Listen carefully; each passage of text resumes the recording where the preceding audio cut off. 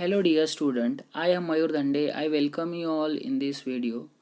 In the last video as we have learned the phenomena of gravitation. So इस video में देखेंगे we will see one more concept about gravitation because this will definitely help us. So let's start. Before move on to the topic, let's see which topic we want to cover. So हमें सबसे पहले इस lesson में gravitation हम लोगों ने cover कर चुका है. Then next one is circular motion and the centripetal force. Then Kepler's law हमें पढ़ना है, Newton's universal law of gravitation हमें दिन पढ़ना है, acceleration due to the gravitational force of the earth. Then sixth one is free falls. Then the last हमें पढ़ना है स्केप वेलोसिटी. सो जो हमें नेक्स्ट टॉपिक जो पढ़ना है वो है circular motion and the centripetal force. So हम इस टॉपिक पढ़ने से पहले यहाँ पर देखो आपको दो वर्ड्स आपको दिखाई देंगे. First one is force and motion. तो सबसे पहले हम इसके बारे में जानकारी प्राप्त कर लेते हैं ताकि हमें क्या हो, इस टॉपिक को पढ़ने में आसानी हो. So what is force? In the lower standard हम लोगों ने देखा था कि पुश और पुल क्या होता है. अगर मैं किसी ऑब्जेक्ट को पुश कर रहा हूँ या पर पुल कर रहा हूँ तो वो क्या होगा, वहाँ पर हम क्या अप्लाई कर रहे हैं, फोर्स अप्लाई करें. ऐसा ही इसी तरह से होता है क्या? सो चलो इसको और अच्छी तरह से जानते हैं. अगर मैं समझ लो यहाँ पर एक स्टेशनरी बॉल ले रहा हूँ which is lie on the ground. अगर ये बॉल है जो यहाँ पर ग्राउंड पे लाई कर रहा है, सो इसके ऊपर कोई फोर्स अप्लाई कर रहा है क्या? अगर आपका आंसर नो है तो ये इस तरह से नहीं है. यहाँ पर कोई ना कोई फोर्स ज़रूर एक्ट हो रहा है. उस फोर्स के बारे में हमने ऑलरेडी पढ़ चुके हैं. इट मीन्स यहाँ पर क्या हो रहा है, यहाँ पर फोर्स लग रहा है जिस फोर्स को हमने लास्ट टॉपिक में ही कवर किया था. अगर कोई ऑब्जेक्ट अर्थ के ऊपर लाइज करता है तो वहाँ पर जो फोर्स लगता है उस फोर्स को हमने नाम दिया था ग्रेविटेशनल फोर्स. तो इस फोर्स को बैलेंस करने के लिए भी और एक फोर्स होता है, उस फोर्स को हम बोलेंगे normal force which is opposite to the gravitational force. जब ग्रेविटेशनल फोर्स और नॉर्मल फोर्स अपोजिट होते हैं तो इसे हम क्या बोलते हैं, बैलेंस फोर्स. कि बिकॉज यहाँ पर जो नेट फोर्स होता है वो क्या होगा, हमेशा जीरो, क्योंकि ग्रेविटेशनल फोर्स को नॉर्मल फोर्स क्या करेगा, कैंसिल करेगा. इट मीन्स वो क्या हो जाएगा, बैलेंस.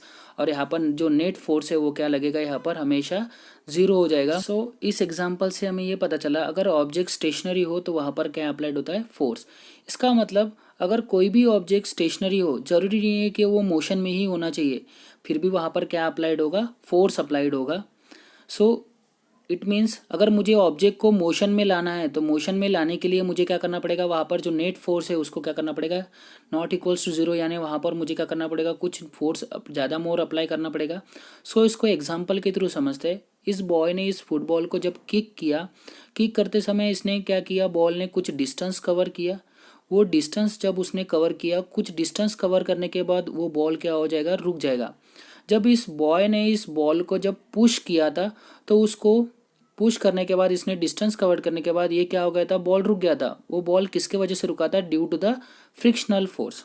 इसी एग्जाम्पल को अनदर वे से समझते. समझ लो हमने एक फ्लोर ले लिया which is frictionless floor और वहाँ पर कोई भी एयर रेजिस्टेंस नहीं लग रहा है और वो यूनिफॉर्म वेलोसिटी से बॉल मूव कर रहा है और वहाँ पर net force equals to zero है.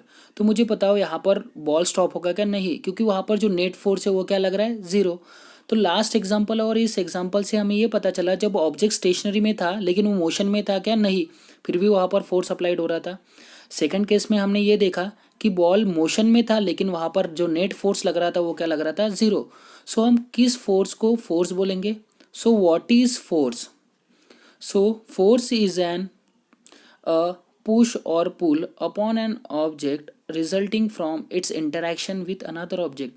इसका मतलब क्या है, जब हम किसी भी ऑब्जेक्ट को पुश करते हैं तो वो ऑब्जेक्ट भी हमारे तरफ क्या करता है, फोर्स अप्लाइड करता है. लेकिन हमारा जो फोर्स होता है वो उस फोर्स से अगर ज़्यादा होने की वजह से जब इंटरेक्शन होता है तो उस वजह से क्या होता है, वो ऑब्जेक्ट क्या करने लगता है, मूव करने लगता है.